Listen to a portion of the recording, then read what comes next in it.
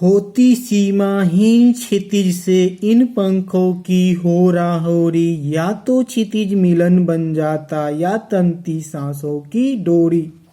पहले हम लोग शब्दार्थ जानेंगे। सीमाहीन, जिसकी कोई भी सीमा न हो। क्षितिज, क्षितिज वह काल्पनिक स्थान जहां धरती और आकाश मिलते हुए प्रतीत होते हैं।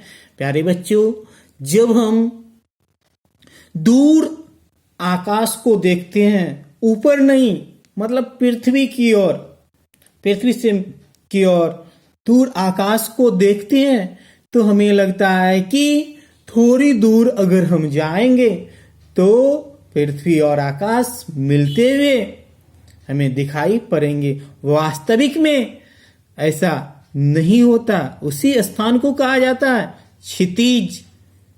और होरा होरी का मतलब होता है प्रतियोगिता, प्रतिस्पर्धा, मुकाबला, मुकाबला। तंती सांसों की डोरी मतलब मर जाना, प्राण को त्याग देना। अब हम लोग इन पंक्तियों की व्याख्या देखेंगे। इन पंक्तियों में पक्षी कहते हैं कि यदि वे आजाद होते तो वे सीमाहीन क्षितिज से प्रतियोगिता करते, चाहे इसके लिए उन्हें अपनी जान ही क्यों न गंवानी पड़ती, पर वे पीछे नहीं मुड़ते। या तो वे क्षितिज तक पहुंच जाते या वहां तक पहुंचने की कोशिश में अपनी जान दे देते। नीर न दो चाहे टहनी का आश्रय छीन भिन कर डालो, लेकिन पंख दिए हैं तो आकुल उड़ान में विघ्न न डालो। शब्दार्थ। नीर घोंसला, पक्षी जहां पर रहते हैं, एक एक तिनका को चुनकर जो घर बनाते हैं उसे ही नीर अर्थात घोंसला कहा जाता है।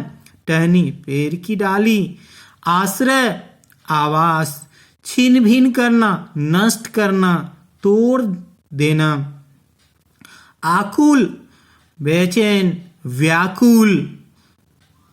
उड़ान हम लोग जानते हैं, उड़ान का मतलब होता है उड़ना। विघ्न रुकावट बाधा, बाधा। अब हम लोग व्याख्या जानेंगे।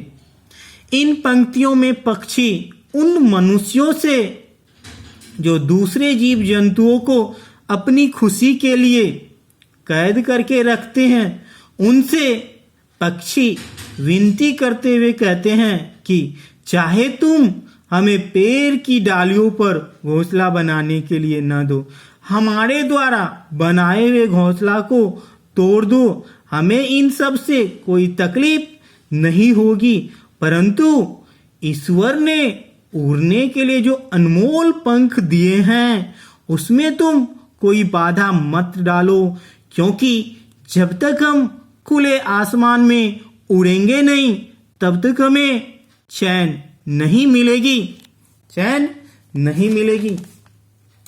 प्यारे बच्चों, इन पंक्तियों से संबंधित कुछ प्रश्न आप लोगों से पूछते हैं जो गृह कार्य के रूप में होगा, जिसे आप खुद बना लेंगे। अगर कोई दिक्कत होगी तो प्रश्नाभ्यास पाठ में हम लोग उन प्रश्नों को पुनः देखेंगे।